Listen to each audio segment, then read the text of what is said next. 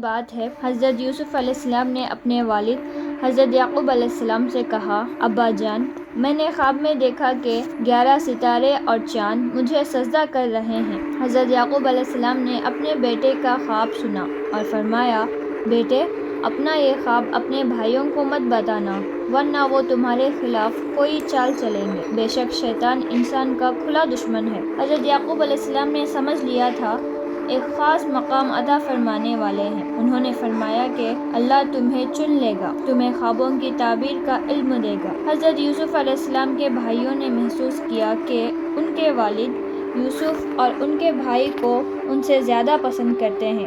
انہوں نے آپس میں کہا، یوسف اور اس کا بھائی ہمارے والد کو ہم سے زیادہ پیارے ہیں، حالانکہ ہم ایک مضبوط جماعت ہے۔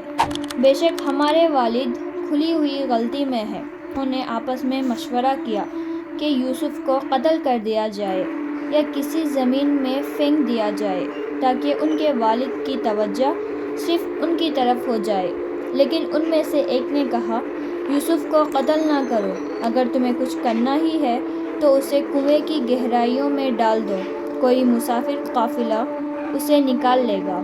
اس طرح انہوں نے اپنے بھائی کو اپنے ساتھ لے جانے کے لیے اپنے والد سے اجازت مانگی۔ انہوں نے کہا، ابا جان، آپ یوسف کو ہمارے ساتھ کیوں نہیں بھیجتے؟ ہم اس کے خیر خواہ ہیں، کل اسے ہمارے ساتھ بھیج دیجیے، وہ کھیلے گا اور ہم اس کی حفاظت کریں گے۔ حضرت یعقوب علیہ السلام نے فرمایا، مجھے یہ بات غمگین کرتی ہے کہ تم اسے لے جاؤ، اور مجھے ڈر ہے کہ کہیں بھیڑیا اسے کھا جائے جب تم اس سے غافل ہو۔ ان کے بیٹوں نے کہا، اگر ہم اتنے سارے ہونے کے باوجود بھی بھیڑیا اسے کھا جائے تو ہم پھر اس کے بڑے نقصان اٹھانے والے ہوں گے۔ حضرت یعقوب علیہ السلام نے یوسف علیہ السلام کو ان کے ساتھ بھیج دیا۔ پھر وہ جب یوسف علیہ السلام کو لے گئے اور سب نے مل کر فیصلہ کر لیا کہ اسے کنویں کی گہرائیوں میں ڈال دیں گے تو انہوں نے ایسا ہی کیا۔ اللہ تعالیٰ نے اس وقت یوسف علیہ السلام کی طرف وحی کی، ایک دن تم انہیں ان کا یہ کام ضرور یاد دلاؤ گے اور اس وقت تمہیں پہچان بھی نہیں رہے ہوں گے۔ بھائیوں نے اپنے والد کے پاس رات کو روتے ہوئے آئے۔ انہوں نے کہا، ابا جان، ہم دوڑ لگانے چلے گئے تھے اور یوسف کو اپنے سامان کے پاس چھوڑ دیا تھا، پھر اسے بھیڑیا کھا گیا۔ آپ ہماری بات کا یقین نہیں کریں گے، چاہے ہم سچ ہی کیوں نہ کہہ رہے ہوں۔ اور وہ یوسف علیہ السلام کی قمیص پر جھوٹا خون لگا کر لائے۔ حضرت یعقوب علیہ السلام نے ان کی بات کو سمجھ لیا۔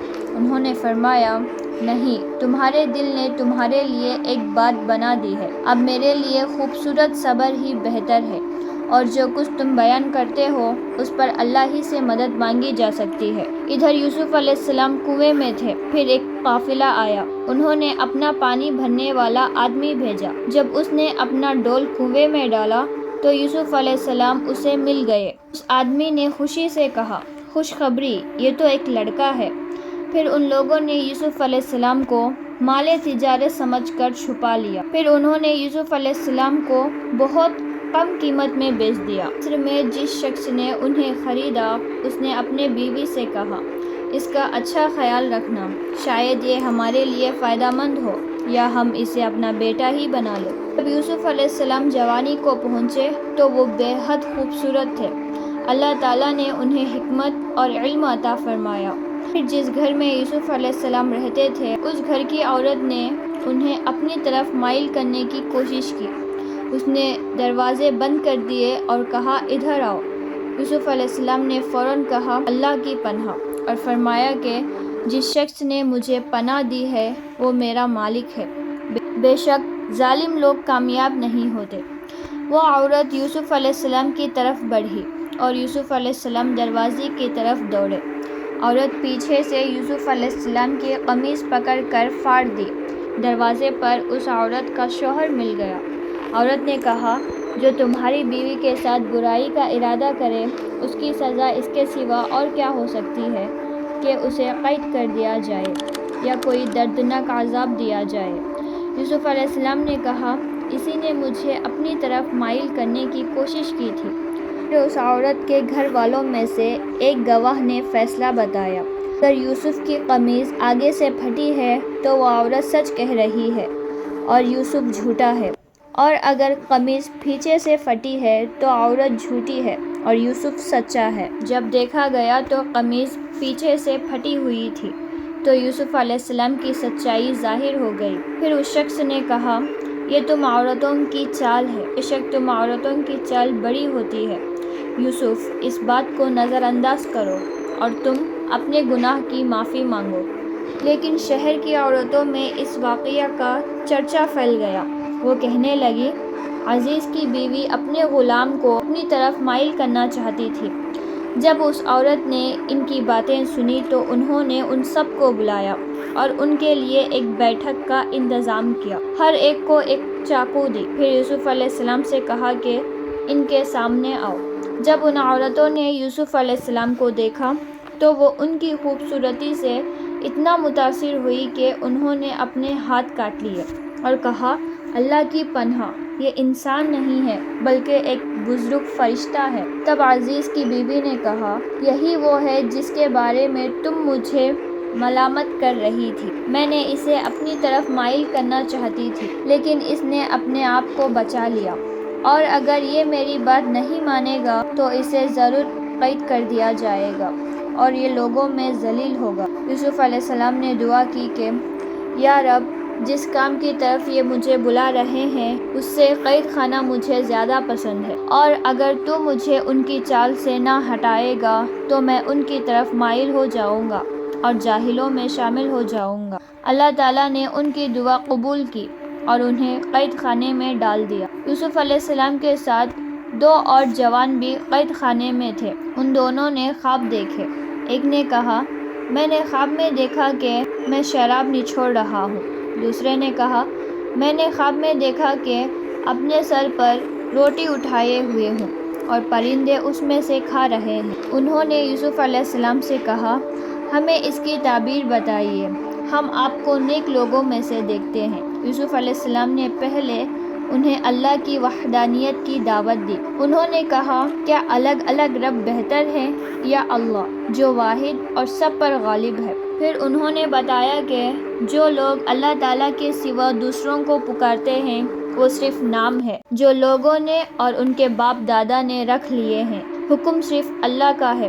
اس نے ہمیں حکم دیا کہ اس کے سوا کسی کی عبادت نہ کرے، اور یہی سیدھا دین ہے، لیکن اکثر لوگ نہیں جانتے۔ پھر یوسف علیہ السلام نے ان کے خوابوں کی تعبیر بتائی۔ انہوں نے کہا، ان دونوں میں سے ایک اپنے مالک کو شراب پلائے گا، دوسرے کو سولی دی جائے گی۔ تم دونوں جس چیز کا سوال کر رہے ہو اس کا فیصلہ ہو چکا ہے۔ یوسف علیہ السلام نے اس شخص سے جس کے بارے میں انہوں نے بتایا تھا وہ رہا ہوگا، وہ رہا ہو گیا۔ انہوں نے کہا کہ اپنے مالک کا پاس میرا ضرور ذکر کرنا، لیکن شیطان نے اسے اپنے مالک کے سامنے یوسف علیہ السلام کا ذکر کرنا بھلا دیا۔ اس لیے یوسف علیہ السلام قید خانے میں کئی سال اور رہے۔ پھر مصر کے بادشاہ نے ایک خواب دیکھا۔ اس نے کہا، میں نے خواب میں دیکھا ہے کہ 7 موٹی گائیں ہیں جنہیں 7 دبلی گائیں کھا رہی ہیں، اور 7 ہرے بالیاں ہیں اور 7 سوکھی۔ بادشاہ نے کہا، اے میرے دربار کے لوگوں، اگر تم خواب کی تعبیر بتا سکتے ہو تو مجھے میرے خواب کی تعبیر بتاؤ۔ انہوں نے کہا، یہ پریشان خواب ہے اور ہم ایسے خوابوں کی تعبیر نہیں جانتے۔ تب وہ شخص جو قید خانے میں رہا ہوا تھا اور یوسف علیہ السلام کے پاس رہا تھا، اسے یوسف علیہ السلام کی یاد آ گئی۔ اس نے کہا، میں تمہیں اس کی تعبیر بتا سکتا ہوں، مجھے بھیجو۔ وہ یوسف علیہ السلام کے پاس گیا اور بادشاہ کے خواب کے بارے میں پوچھا۔ یوسف علیہ السلام نے کہا، تم لوگ لگاتار 7 سال کھیتی کرو گے، جو فصل تم کاٹو اسے اس کے بالیوں میں رہنے دو، سوائے تھوڑی سے جو تم کھا لو۔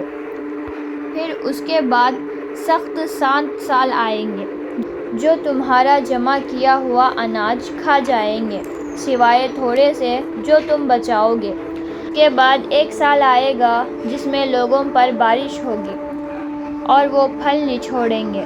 بادشاہ نے جب یہ تعبیر سنی تو کہا، یوسف کو میرے پاس لاؤ۔ لیکن یوسف علیہ السلام نے فوراً قید خانے سے نکلنے کو قبول نہیں کیا۔ انہوں نے کہا کہ پہلے ان عورتوں سے پوچھا جائے جنہوں نے اپنے ہاتھ کاٹ لیے تھے۔ بادشاہ نے ان عورتوں سے پوچھا، جب تم نے یوسف کو اپنی طرف مائل کرنے کی کوشش کی تھی اس وقت تمہارا کیا معاملہ تھا؟ انہوں نے بتایا، اللہ کی پناہ، ہم نے اس میں کوئی برائی نہیں دیکھی۔ عزیز کی بیوی نے بھی کہا، اب سچ ظاہر ہو گیا ہے، میں نے ہی اسے اپنی طرف مائل کرنے کی کوشش کی تھی اور وہ بالکل سچا ہے۔ یوسف علیہ السلام کی بے گناہی سب کے سامنے ثابت ہو گئی۔